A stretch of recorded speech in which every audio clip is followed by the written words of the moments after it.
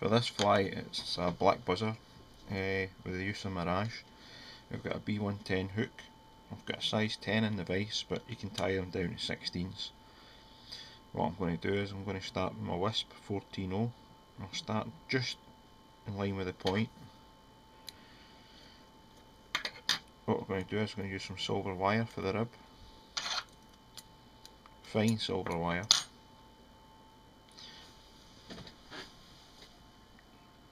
And we'll tie that in just now so that we're not getting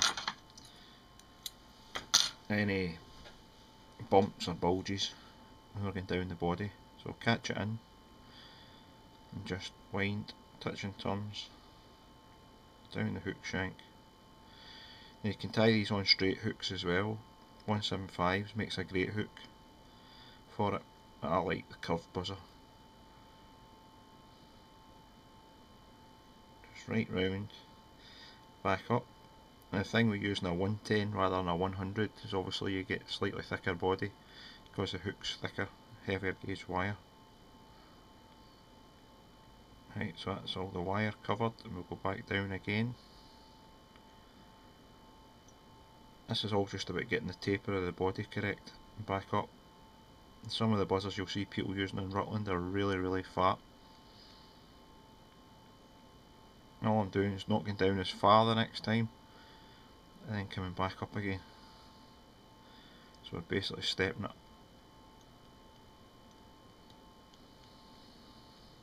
You could use a thicker thread if you wanted.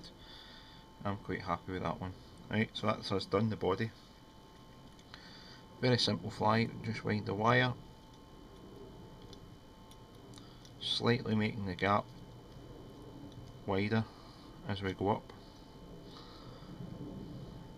and then catch it in. Okay, just shake the wire off, should come off nice and easy, and just run the thread to the eye and then back.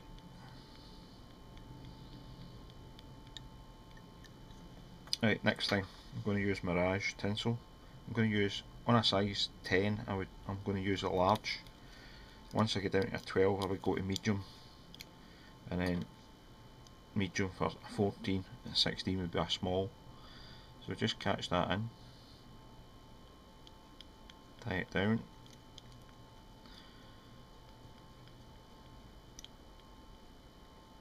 I'm actually just going to build up a thorax now. Now you could swap over to a thicker thread to do this. I like to keep the thread the same.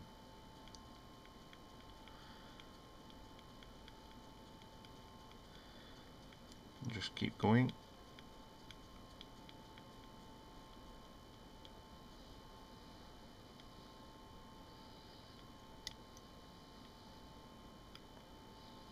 You get various options for cheeks here. Some people like using crisp packets, the old Doritos, the orange.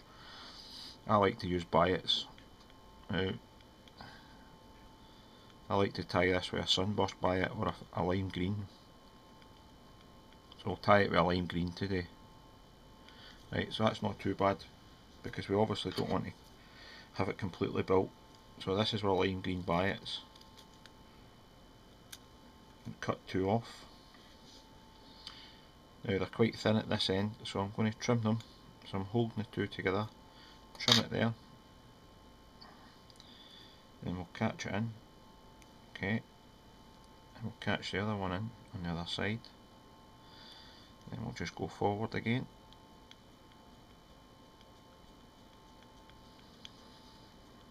and back again, just covering up the little bits of lime green you can see sticking through. I'm quite happy with that. So we'll go to the eye, pull the one nearest me first forward, catch it in,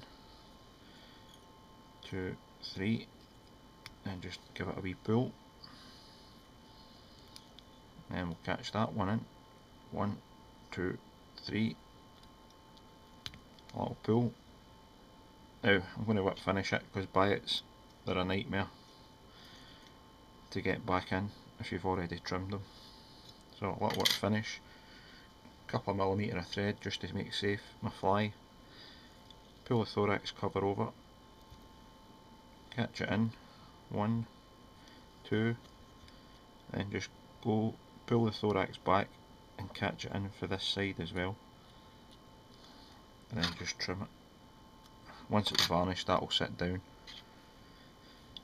So split finish, 2, 3, bit of fluff on the thread there, 2, 3, and trim. Now, a lot of these flies, including strip quill buzzers, don't really come alive until you varnish them.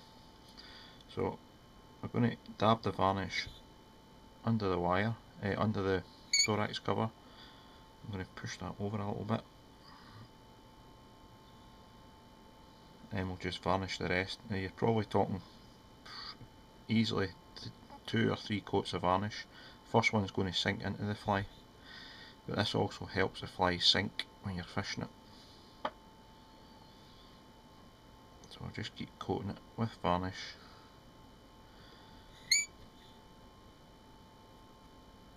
And the squeaky vise.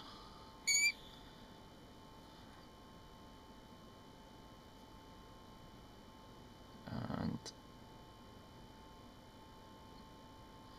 there we have it.